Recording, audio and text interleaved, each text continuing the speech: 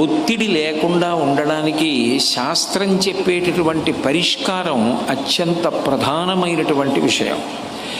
శాస్త్రం ఏం చెప్తుందంటే నువ్వు ఎప్పుడూ ఉల్లాసంగా ఉండాలి, నువ్వు ఎప్పుడూ సంతోషంగా ఉండాలి అంటే అది ఇతరుల వలన నువ్వు ఉండడం అన్న విషయంలో సంభవమైన ధర్మం ఉండదు. నేను ఇతరుల వలన సంతోషంగా ఉండాలి, నేను ఎప్పుడూ ఇతరుల చేత ఆనందింపబెట్టబడుతూ ఉండాలి అని నేను అన్నాను అనుకోండి, అప్పుడు నా సంతోషం ఇతరుల చేతిలో ఉంది. వాళ్ళు నన్ను సంతోషపెడితే సంతోషపెడతాను, వాళ్ళు నన్ను దుఃఖపెడితే దుఃఖపడతాను. అంటే నేను సంతోషంగా ఉండడం నా చేతిలో లేదు, నేను ఉల్లాసంగా ఉండడం నా చేతిలో లేదు అని దాని అర్థం కాదు.